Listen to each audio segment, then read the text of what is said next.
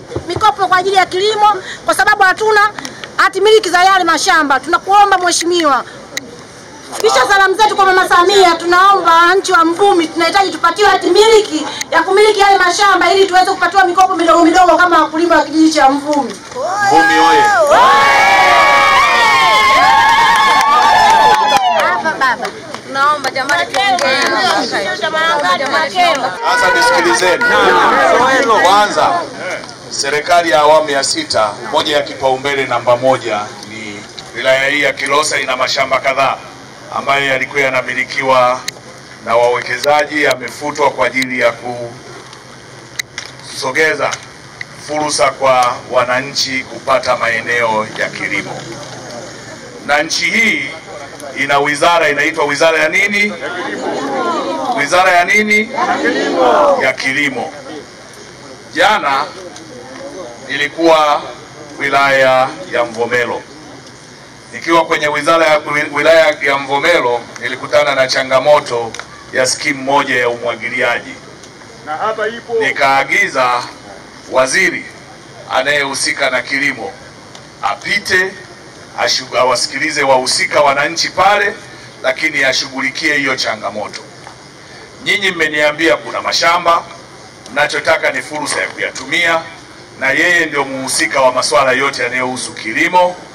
Lakini hapa pia pana skimu ya umwagiliaji, kweli si kweli? Kweli. Na serikali imeleta fedha kwa ajili ya kuijenga, kweli si kweli? Kweli. Sasa niseme kipaumbele kikubwa sana kimewekwa na serikali hii na fedha nyingi sana.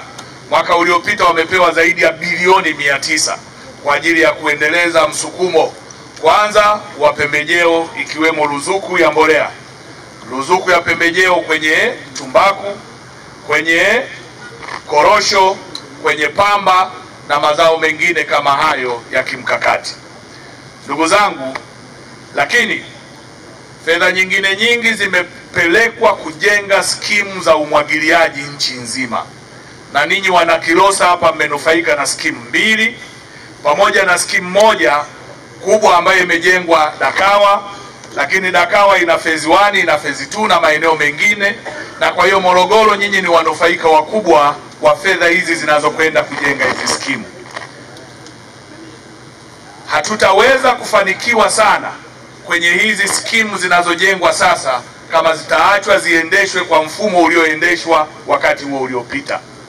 Ni lazima tukubaliane, hizi skimu ili ziwe na tija, lazima kuwe na mameneja wa hizi skimu ambao watazisimamia ili kuondosha utaratibu wa kukodisha yale mashamba au yale maeneo kwa wananchi, na badala yake ndani ya skimu mle kuwekewa utaratibu mzuri chini ya uratibu wa mameneja wa skimu hizo. Kwa hiyo kazi ya msingi ni Wizara ya Kilimo sasa kujiwekeza na kujielekeza kwenye kuweka mameneja, na mameneja hawa wawe ni wataalamu wa ufundi na usimamizi wa hizo skimu na sio vinginevyo. Lakini fedha nyingi zimekuja. Kwa mfano Kilosa mna skimu hapa 2. Sasa hivi skimu ikisumbua au kukitokea changamoto, nani ambaye mtaalamu anakuja kwa ajili, anatoka mbali sana kuja kwa ajili ya kurekebisha skimu hizo? Lazima Wizara ya Kilimo iweke utaratibu wa kuwa na mainjinia wa umwagiliaji kwenye wilaya zote zinazohusika na kilimo, na hasa kilimo cha umwagiliaji nchini.